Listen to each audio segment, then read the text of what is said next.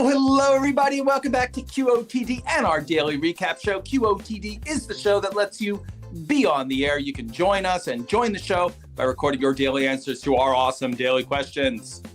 And you can also vote for your favorite answers to determine who makes it to the weekly Big Show Championship that happens on Thursdays at 8:30 a.m. Eastern Time.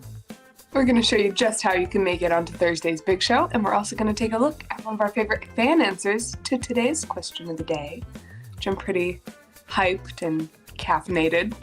So I'm ready to hear all of your answers and maybe even roast you if I don't like them. Oh my God, you could be a dad. I know. Yeah, I pulled that one out of some little joke book that I got. But let's go all the way back to our leaders of the week, starting with Friday's question. What book or movie has impacted you the most? There's too many. I can't even pick just one. The most, though. Yeah, I know. That's the point of the question, and I'm saying I would fail. Well, there are some good ones here, and I certainly learned some books that I should read that I haven't yet read, so that's a good reason to listen to the question. On Saturday, our QOTD was, if you could go on a road trip with anybody, ever, living or dead, who would you go on that road trip? Who would you have in the passenger seat? So Emmanuel, Enrique, and Mishek all have some pretty awesome answers. And they are a 1, 2, 3 so far this week. Nice. And speaking of people you would go on a road trip with, we have Sunday's question, which is what makes your family different and wonderful? We're coming off of a weekend of Passover and Easter, so there's been a lot of family time, I think, for a lot of people.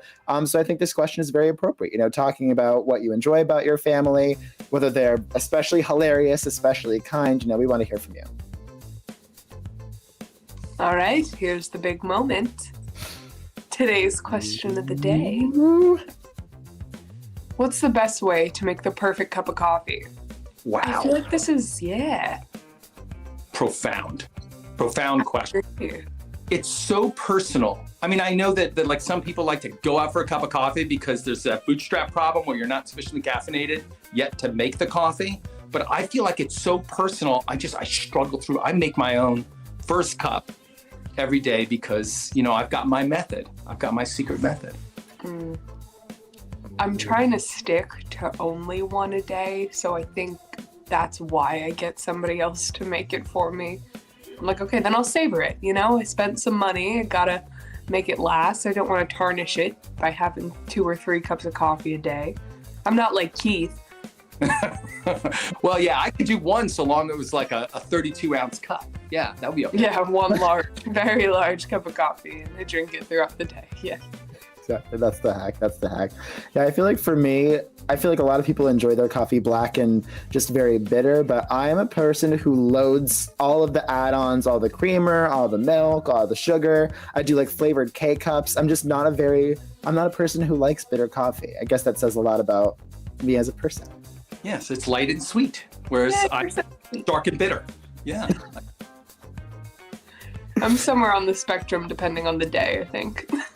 Oh, well, fair enough. Makes sense. Well, we have our fantastic and amazing and very personal answers to this question, but we also have a lot of equally good answers from fans, even though the question is just a few hours old. And we wanted to take a moment to highlight one of our early favorites. So receiving the honor of cupofjoe Pro, we have KB's answer, and we should take a watch. Best method of making coffee, okay. Before you pour your coffee into your cup, pour your creamer first, a little bit of milk, and then pour your coffee in. Then pour your sugar. But do not stir everything until you pour everything in. That's the method to make it have more taste, because when everything is together and you're stirring it, it's going to bring out the taste. Listen to me. Yeah, very layered approach to that perfect cup of coffee. Exactly. Yeah, and I noticed a lot of mentioned creamer, sugar, and mixing it all together. It honestly sounds very similar to the coffee recipe that I love. So. Yeah. Well, I thought the chemistry was sound. I think putting the sugar in last into the hot liquid will give you a better, flavor mix as opposed to putting in that sugar first. if you're going to put the creamer in on top. I've been thinking about it really hard. It's a moving, an important question, and I don't think that we can dispense with the detail. That's what I think. Well, once you get it down to a science, it is like that's your go-to coffee cup, you know? And most of us are creatures of habit. You just gotta perfect the recipe. Once you perfect that mouthfeel, you're never going to go back to another. All about the mouthfeel. I feel like I got to go right now and just make another cup. I'll catch you guys. Well, before you go, we actually have another fan answer that we wanted to highlight. So as you know, today's question is not the only one you can answer. We have so far 3 other questions this week and another amazing answer. Oh, Keith is gone. Friday's question. He was not kidding. What book or movie has impacted you the most? Receiving the honor of best bookworm, we have Greg's answer, which might be good enough to bring Mr. Halper back to us. We'll see. We'll see. Let's take a watch. We'll take a watch. This is a very short book, and I mean like 60 pages, but it's called Chasing Failure, written by Ryan Leake. He's somebody who I've admired for a few years now, but what he did essentially said, if what everyone has in common is failure, successful or unsuccessful people, then we might as well run directly toward what that thing that is that scares us the most. Returned. You're back. All right, fans. You have 3 days left to submit your answers for a chance to appear on the Thursday Big Show. It's a super fun finale hosted by Keith, JJ, Trish, and I, where we go over the best videos of the week. And that's every Thursday at 8:30 a.m. right here on beyondtheair.com.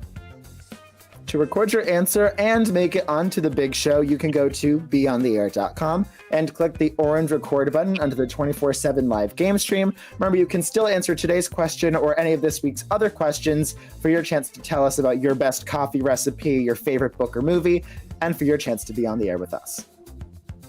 So we've gone through Friday's questions, Saturday's questions, Sunday's questions. Now we've got Monday questions. So there are 4 questions that are already available on beyondtheair.com. You can go there and see the answers to all those questions. Vote for your favorites. Help them make it to the Friday Big Show. And while you're there, you can play the Guess It Bid game where you send stars to your favorite videos. And if they win, well, then you make it up the leaderboard like these fully caffeinated persons. Well, thank you everyone for joining us for today's recap show, and a very special thank you to everyone who's watched, voted, and recorded so far this week. We are QOTD and beyondtheair.com signing off. Put on another pot of coffee, and we will see you on TV. Bye, everyone. Bye. Do you guys know I wrote a song about coffee? Oh my God.